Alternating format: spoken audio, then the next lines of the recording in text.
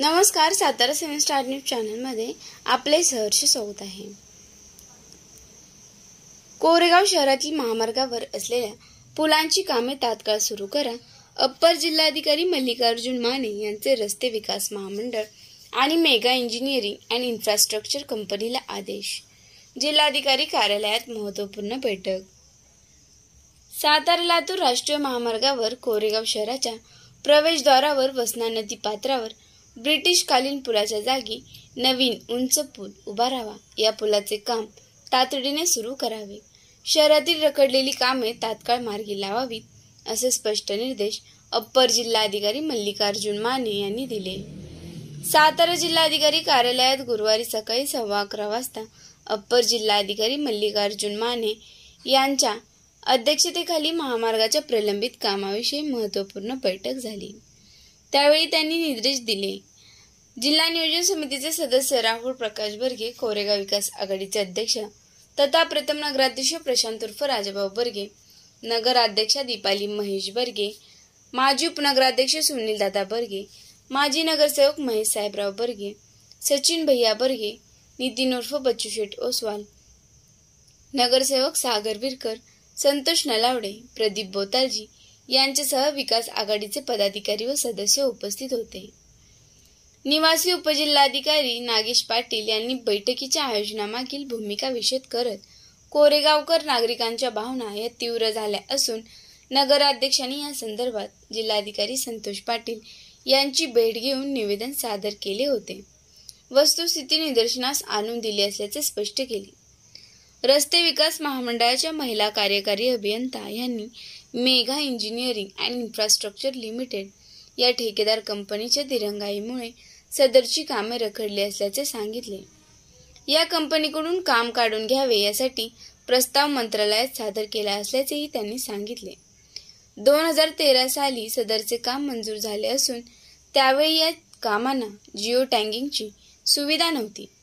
त्यामुळे प्रत्यक्षात किती कामे झाली आणि किती अपूर्ण आहे याबाबत माहिती देता येणे शक्य नाही, असे त्यांनी स्पष्ट केले। ठेकेदार कंपनीच्या प्रोजेक्ट मॅनेजर यांनी केवळ वेळकाढूपणा करत येत्या 15 दिवसात काम सुरू करत असल्याचे सांगितले। राहुल प्रकाश बर्गे यांनी रस्ते विकास महामंडळ आणि ठेकेदार कंपनीने चुकीची माहिती प्रशासनाला देऊ नये असे स्पष्ट करत प्रशासनाने वस्तुस्थिती पाहावी आणि मगच निर्णय घ्यावा, अशी विनंती केली। कोरेगाव शहर किंवा तालुक्यापुरते पुरता हा महामार्ग महत्त्वाचा नाही, तर महाराष्ट्र, कर्नाटक आणि आंध्र प्रदेश या 3 राज्यांना जोडणारा महत्त्वपूर्ण रस्ता आहे।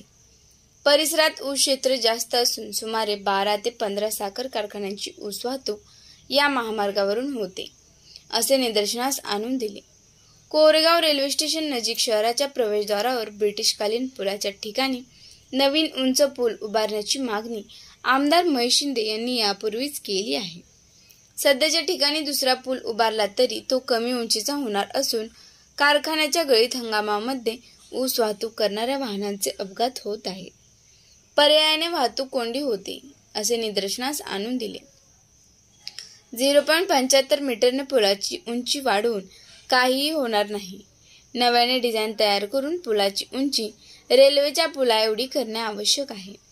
त्यातून महामार्गावरील वाहतूक कोंडीचा प्रश्न निकाली लागणार असल्याचे राहुल प्रकाश बर्गे यांनी उदाहरणासह पटवून दिले। शहरातील साखळी पुलाच्या ठिकाणी नवीन उंच पूल उभारणे आवश्यक असल्याचेही बर्गे यांनी निदर्शनास आणून दिले। जुन्या रस्त्याच्या कडेला असलेली झाडे ठेकेदार कंपनीने कापली असून नव्याने झाडे लावलेली नाहीत, असा मुद्दा राहुल बर्गे यांनी उपस्थित केला। त्यावर कार्यकारी अभियंता यांनी ठेकेदार कंपनीने झाडे लावली होती, मात्र लगेच शेतकरी काढून टाकतात, असा अहवाल ठेकेदार कंपनीने दिला असल्याचे सांगितले। त्यावर संतप्त झालेल्या राहुल बर्गे यांनी जर झाडे लावलीच नाही तर शेतकरी काढतील कसे? आपण खोटे सांगू नका, झाडे लावलेली नाहीत तर नाहीत असे स्पष्ट करा, अशी मागणी केली। त्यावर कार्यकारी अभियंता निवृत्त झाले। महेश बर्गे यांनी झाडाबाबत प्रश्न उपस्थित करून जिओ टॅगिंगचा मुद्दा उपस्थित केला। त्यावर टेंडरमध्ये हा मुद्दाच नसल्याचे कार्यकारी अभियंता यांनी सांगताच महेश बर्गे यांनी 2013 साली टेंडर काढले। तेव्हा सुद्धा जिओ टॅगिंग होते असे निदर्शनास आणून दिले. एकूणच रस्ते विकास महामंडळ आजच्या बैठकीत आपली जबाबदारी झटकत असल्याचे स्पष्ट केले. महेश बर्गे यांनी ठेकेदार कंपनीने पोट ठेकेदार नेमल्यामुळे रस्त्याची दुरावस्था झाली असल्याचे आरोप केला. ठेकेदार कंपनीने अनेक अपघात झाले असून काही जणांचा मृत्यू झाला आहे. या संदर्भात कोरेगाव पोलीस ठाण्यात वेगवेगळे गुन्हे दाखल आहेत. तरी देखील ठेकेदार कंपनी जुमानत नसेल तर प्रशासनाने कारवाईचा बडगा उगारावा अशी विनंती केली. कार्यकारी अभियंता यांनी माझी नियुक्ती होण्यापूर्वीचे काम आहे. आमच्या हातात जेवढे होते तेवढे मी करत आहोत. माझे रिपोर्टिंग करण्याचे काम आहे. मंत्रालयात याबाबत प्रस्ताव सादर केला आहे.